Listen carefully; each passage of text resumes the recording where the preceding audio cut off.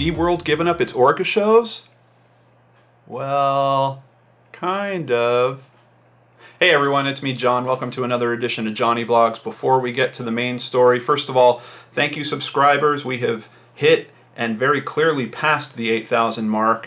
For some reason, I'm having a big surge on new subscribers. Hello, all new subscribers out there. I really appreciate you joining the channel, and let's get to work. This edition of Johnny Vlogs is brought to you by the fellow new Patreon subscribers. We're starting out with Branko Patek. Branko, I always bump into you in the comments. I really love some of the information you share with us. Thank you so much for supporting the show. We have Aaron Sarah. Thank you, Aaron. I really appreciate it. Colleen Casey and Maggie Siskin. Maggie, I think I bumped into you in the comments also.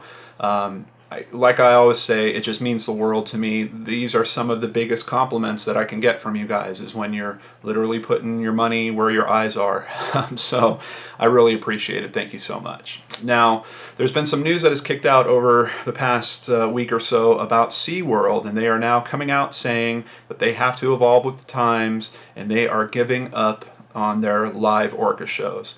And for any of you brain scratchers that aren't aware, the Geek and Dorks channel went through a phase about a year after I started, where I was doing comedy type videos, but I wanted to have some commentary that really had some punch to them. And I started a series where I dressed up like a SeaWorld trainer and called myself Kip the Trainer.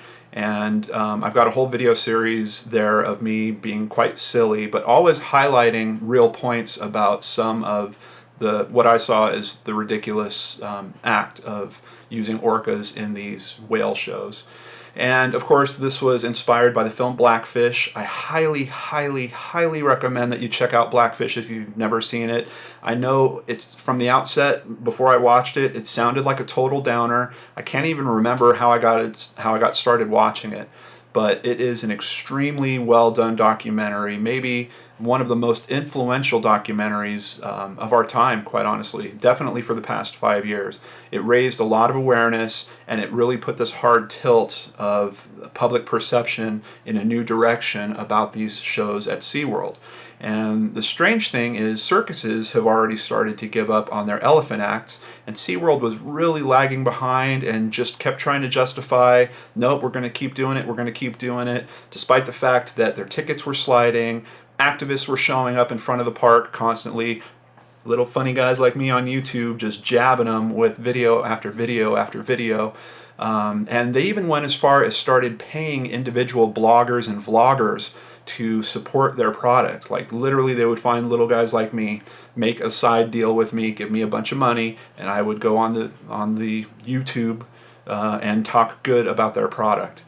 So it looks like they've finally caved in, and they are now getting rid of the shows.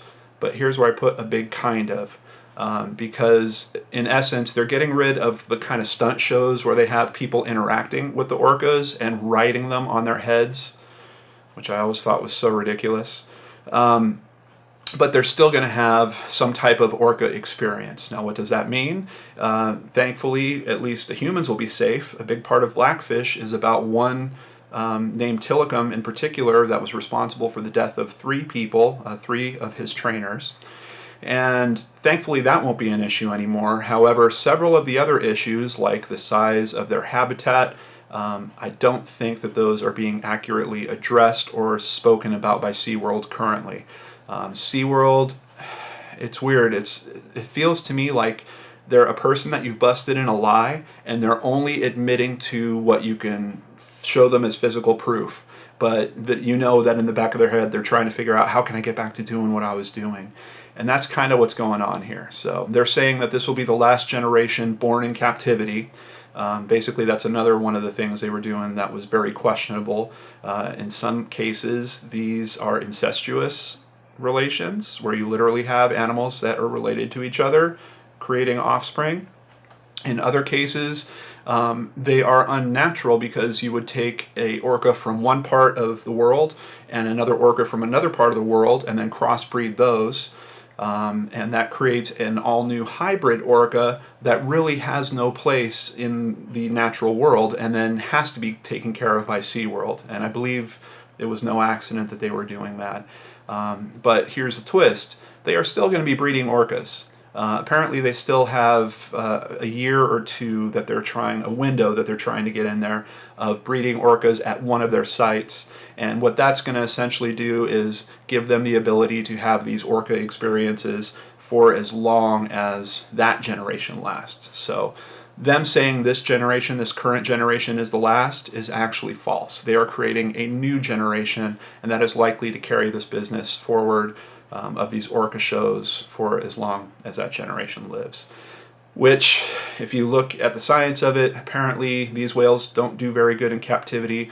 Tilikum has been sick for quite a while. Looks like he's not going to live much longer. And it still brings back some of the core issues, like the size of the pens. Now, SeaWorld did announce that they were going to double the size of the pens by 2018. Yay.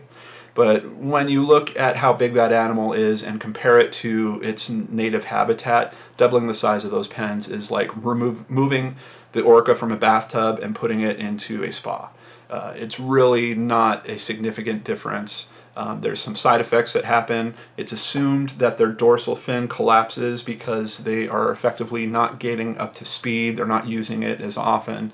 And then, of course, other health ramifications. So what would the real victory here be? SeaWorld has a very good argument in that some of these orcas cannot be released back to the wild. Apparently they tried this with the orca that was featured in Free Willy, and it did not go well. But there is a middle ground. There are places that are sea pens, essentially where a large section of the sea has been kind of cordoned off from the rest of it, and they can go there and live in what's very close to a natural habitat and a lot more room than they're typically getting at SeaWorld. So we're not hearing that, unfortunately. And it sounds to me like SeaWorld is playing further delay tactics. They're going to change the show up so that, yes, we don't have people standing on their heads anymore, but you can still come and see one in this big giant tank, and maybe they'll have some new view of it from, behind a glass wall or something like that. I don't know. Anyway, that's it for my little SeaWorld rant, and like I said, I highly recommend seeing Blackfish. It was very cool because once I started doing my KIP videos, several of the people that were featured in the documentary reached out to me and became friends with me on Twitter, and were always really good about promoting my videos, and that was the first little growth spurt of the Geek and Dorks channel. Of course, it was a drop in the bucket compared to Brain Scratch, but definitely part of my development, and I'm really happy that there's at least some movement to stop what a lot of people see as cruelty towards these animals.